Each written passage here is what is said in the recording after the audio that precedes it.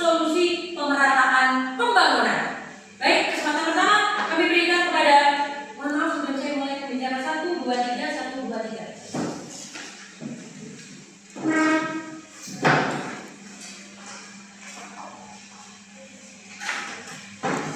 Baik, kesempatan pertama kami berikan kepada pembicara pertama dari tim Pro. Waktu 3 menit dimulai saat mulai berbicara. Silakan.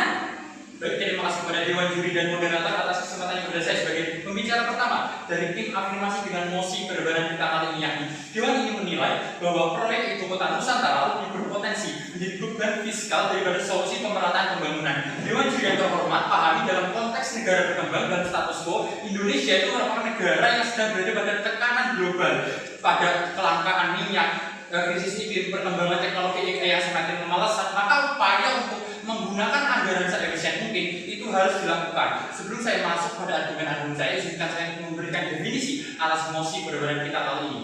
Yang pertama adalah IKN, ini adalah sebuah proyek pembangunan ibu kota negara untuk upaya memindahkan ibu kota dari Jakarta ke Kalimantan. Tetapi yang kedua, ini adalah beban fiskal, ini adalah beban tambahan bagi keuangan negara yang akhirnya dapat menyebabkan dampak buruk bagi keuangan negara, ini adalah APBN. Tetapi yang ketiga, ini adalah pemerataan pembangunan, ini adalah upaya untuk menyamaratakan akses infrastruktur pendidikan, kesehatan, dan lain sebagainya, sehingga negara dapat mampu mencapai tujuannya secara masif dan dapat melaksanakan kebijakan dengan lebih efektif pada akhirnya. Maka dari Dewan Juri yang terhormat, beban pembuktian kami sebagai tim afirmasi ada dua. A, bahwa proyek KN itu tidak se-efisien itu dalam upaya pemerintah pembangunan. Tapi di sisi lain, yang B, bahwa ada opsi alternatif lain yang bisa memberi dampak lebih besar terhadap pemerataan pembangunan. Dewan Juri pahami aktor dalam mosi kita kali ini adalah pemerintah. Karena pemerintah memiliki kapabilitas dalam hal ini, karena mereka memiliki uang, karena mereka memiliki SDM yang mumpuni pada akhirnya. Lalu masuk pada argumen yang pertama, esensi pemerataan itu tidak tercermin dalam proyek IKN. Proyek IKN ini hanya merupakan proyek hanya untuk kepentingan politik dan lain sebagainya, sehingga yang terjadi apa? Sehingga yang terjadi yang diuntungkan adalah hanya beberapa aktor-aktor dari sisi pemerintah, sedangkan fungsi atau esensi dari pemerataan itu sendiri adalah untuk menyamaratakan fasilitas infrastruktur yang ada di berbagai daerah, khususnya seperti misalnya di Papua yang merupakan salah satu daerah yang sangat tertinggal infrastrukturnya. Maka dari itu esensi dari pemerataan, jika adanya IKN itu tidak akan terwujud pada akhirnya. Tetapi di sisi lain, dampaknya apa? Dampaknya adalah yang pertama, pembangunan IKN ini justru akan menjadi beban tambahan, beban fiskal tambahan bagi keuangan negara. Tetapi lalu yang kedua, pemerataan pembangunan pada akhirnya tidak akan tercapai di sisi mereka, karena esensi dari pemerataan pembangunan sendiri itu harusnya menyasar hak-hak masyarakat di daerah-daerah tertinggal, tetapi malah hanya untuk digunakan hanya beberapa atau segelintir tokoh politik dan lain sebagainya. Maka dari itu, dengan mosi perubahan Dewan ini menilai bahwa proyek ibu kota Nusantara lebih berpotensi menjadi beban fiskal daripada solusi pemerataan pembangunan. Kami sangat dengan bangga mendukung adanya mosi perubahan kali ini. Baik, sudah cukup. Terima kasih pembicara pertama dari tim Pro. Untuk kesempatan berikutnya kami berikan kepada pembicara pertama dari tim Kontra. Waktu 3 menit dimulai saat berbicara. Silakan. Baik, terima kasih kepada tim afirmasi. Saya tim oposisi sangat menolak dengan tegas Dewan dengan mosi perdebatan kali ini, yaitu Dewan menilai bahwa proyek ibu kota Nusantara lebih berpotensi menjadi beban fiskal daripada solusi pemerataan pembangunan. Perlu saudara ketahui, ibu kota Nusantara adalah proyek pembangunan yang dialokasikan untuk menggantikan ibu kota di DKI Jakarta, karena ibu kota DKI Jakarta sudah tidak lagi berjalan dengan kondusif, saudaraku. Oleh karena itu, pembangunan ibu kota Nusantara memiliki potensi yang lebih unggul daripada ibu kota DKI Jakarta sekarang. Saudaraku, mari kita lihat keunggulan ibu kota Nusantara sekarang. Satu, wilayah pembangunannya kondusif dan daripada DKI Jakarta. Biaya yang dibutuhkan tidak jauh lebih besar dari pemerataan pembangunan di Indonesia. Dan perlu Dewan Juri ketahui, proyek ibu kota Nusantara tidak berpatok pada fiskal saja. Banyak investor luar negeri membantu proyek ibu kota Nusantara. Untuk Dewan Juri, proyek ibu kota Nusantara menghabiskan hanya 200 triliun sampai 300 triliun pemerintahan. dibandingkan dengan proyek MBG mengeluarkan biaya sekitar 300 sampai 400 per tahun Dewan Juri. Apabila kita masih menetap di DKI Jakarta, apakah tidak merusak kesehatan? Karena DKI Jakarta sekarang banyak polusi, sampah, dan proyek-proyek yang sudah tidak lagi digunakan. Terima kasih. Baik, terima kasih pembicara pertama dari tim kontra. Untuk kesempatan berikutnya, kami berikan kepada pembicara kedua dari tim pro. Jika tim kontra yang mengajukan, kami berikan kepada pembicara kedua dari tim pro.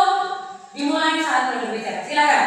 Baik, sebelumnya saya ucapkan terima kasih kepada Dewan Juri serta moderator atas waktu dan kesempatan yang telah diberikan kepada saya. Dan saya ucapkan terima kasih kepada tim oposisi atas argumen yang telah disampaikan. Dewan Juri yang kami hormati, 3 respon atas apa yang sudah disampaikan oleh pembicara pertama dari tim oposisi. 1, mereka mengatakan tentang adanya penggantian ibu kota. Dewan Juri yang kami hormati, sadari perdebatan ini bukan menilai antara mana yang lebih baik antara IKN ataupun Jakarta, tapi di sini menilai apakah IKN ini akan memberikan dampak beban fiskal pada perekonomian Indonesia itu sendiri, sehingga argumen mereka tidak dapat dijustifikasi. Yang kedua adalah 200 triliun dan MBG ini sangat keluar dari esensi perdebatan kita kali ini, karena kembali lagi kita akan membebankan tentang beban fiskal yang ada di Indonesia. Terus urgensi mereka terkait adanya kesehatan dari MBG itu sendiri tetap tidak bisa dijustifikasi, maka argumen mereka sudah putus dari awal. Dewan Juri yang kami hormati, di sini kami sangat setuju pada masa perdebatan kali ini, tentunya bukan tanpa alasan. Pertama adalah utang semakin banyak. Mari kita sadari Indonesia adalah negara berkembang, yang mana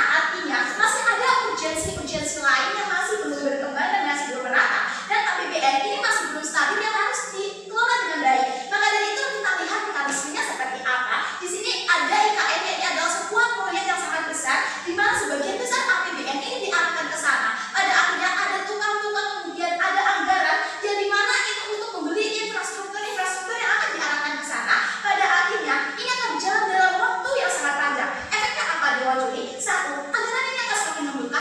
Karena apa? 1, di sini akan ada banyak sekali anggaran-anggaran yang digunakan untuk membeli infrastruktur. Kemudian kedua, untuk membayar ribuan tukang yang akan membangun infrastruktur IKN. Dan kemudian di sini ini tidak menutup kemungkinan biaya operasional dadakan akan terus ada. Karena selama perjalanan untuk membuat IKN ini akan sangat panjang sekali, Dewan Juri. Yang kedua adalah hutang akan semakin banyak karena masih ada beban-beban lain. Contohnya seperti ada kemiskinan struktural yang belum teratasi di Indonesia, ataupun daerah 3T yang masih belum merata. Dan mari kita lihat aktor rentannya di sini adalah seluruh warga 3T yang turut membayar pajak, pada akhirnya mereka tidak mendapatkan adanya hak-hak mereka dalam membayar pajak tersebut karena daerah mereka masih belum merata. Kemudian masih ada pundi-pundi korupsi karena di sini masih banyak proyek-proyek yang belum teradministrasi.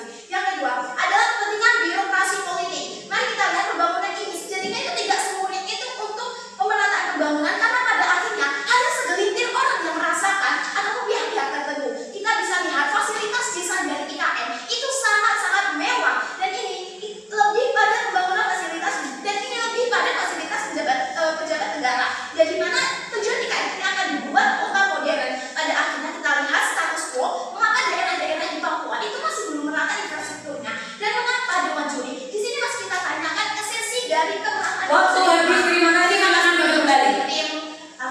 Baik, kami berikan kesempatan kepada pembicara kedua dari tim kontra. Dan jika tim pro yang mengajukan instruksi, waktu diberikan kesempatan setelah 1 menit berjalan melalui angkat tangan melalui moderator. Baik, 3 menit kami persilakan kepada pembicara kedua tim kontra setelah mulai berbicara. Silakan. Baik, terima kasih atas waktunya Dewan Juri. Terima kasih saudaraku atas penjelasannya. Kami tahu lawan akan berargumen bahwa proyek IKN akan menjadi beban fiskal bagi negara Indonesia. Namun di sisi lain, solusi pemerataan pembangunan akan menjadi beban fiskal yang lebih banyak daripada proyek IKN itu sendiri. Karena apa?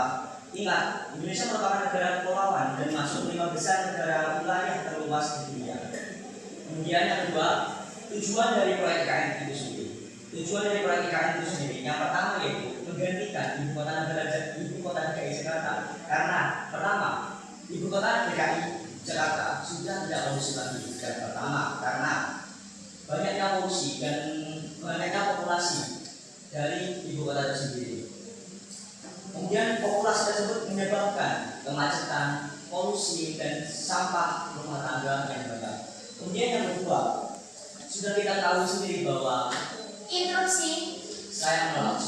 Interupsi ditolak. Sudah Baik, kita terima tahu kasih. sendiri bahwa Ibu kota negara Jakarta, Pulau DKI Jakarta sudah mulai tenggelam dari peradaban. Jika 40 tahun kemudian Ibu kota negara tenggelam, apa yang akan terjadi? Sebelum itu mulai terjadi, pemerintah menanggulanginya dengan mengubah atau membiarkan proyek IKN itu sendiri. Kemudian proyek IKN dari awal pembangunan sampai saat ini biayanya mencapai 200 sampai 300 triliun. Itu pun tidak sepenuhnya diambil dari fiskal negara, karena ada banyak investor yang menaruh sebagian kekayaannya. Coba kita bandingkan dengan proyek NJT kita per tahun. Proyek NJT memakan biaya hingga 300 sampai 400 triliun. Ini menjadi bahwa Ibu Kota Nusantara tidak lebih menjadi beban fiskal daripada solusi pemerataan pembangunan. Kemudian Interupsi hanya boleh diizinkan satu kali saja. Silakan dilanjutkan. Kemudian saya tanggapi tentang efisiensi anggaran.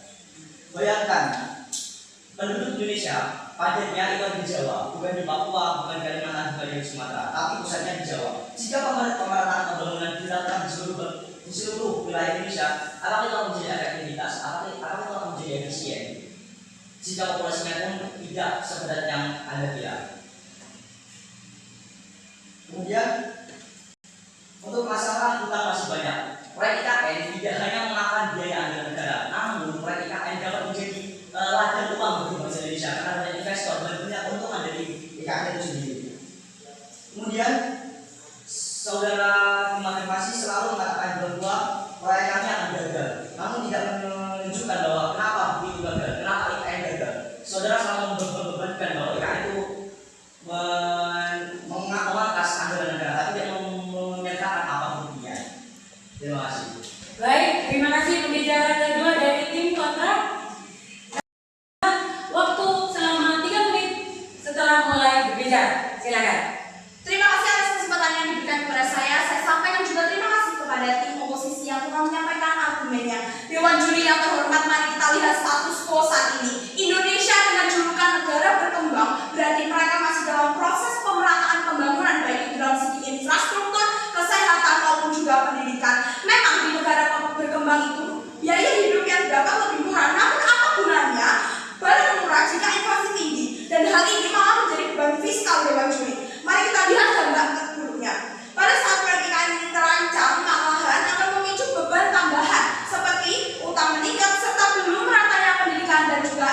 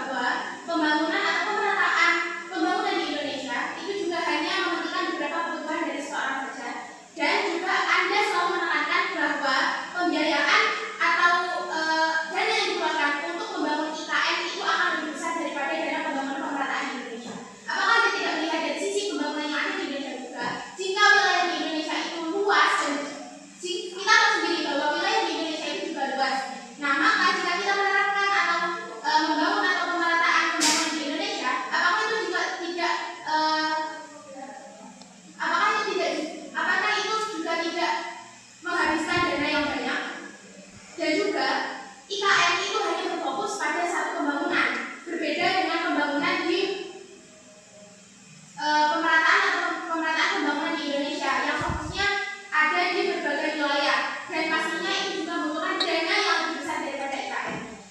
Selain itu juga, pembicara satu tadi mengatakan bahwa dana yang kita gunakan di IKN itu malah menambah hutang dan harus mengefisiensinya karena banyak kekurangan dari minyak atau lainnya sebagainya. Padahal permasalahan tersebut sudah terjadi sebelum ada pembangunan IKN ini juga. Jadi kenapa tim pro hanya menyatukan hal tersebut saja, tapi tidak melihat dari dampak apa yang terjadi apabila hanya berfokus pada pembangunan infrastruktur yang secara merata. Padahal pada dasarnya pembangunan infrastruktur yang ada di Indonesia itu juga butuh dana yang lebih besar dari pembangunan IKN itu sendiri. Baik, terima kasih pembicara ketiga dari tim. Untuk kesempatan berikutnya sebagai pembicara penyimpul, terlebih dahulu kami berikan kesempatan kepada tim kontra terlebih dahulu untuk menyampaikan simpulannya. Waktu kami berikan 2 menit untuk pembicara penyimpul dari tim kontra. Silakan. Jadi kesimpulannya adalah Dewan ini menilai bahwa proyek ibu kota Nusantara lebih berpotensi menjadi beban pajak fiskal daripada solusi pemerataan pembangunan. Ingat, mosi kali ini adalah membuktikan bahwa ibu kota lebih berpotensi atau tidak menjadi beban pajak. Tim oposisi sudah menyebutkan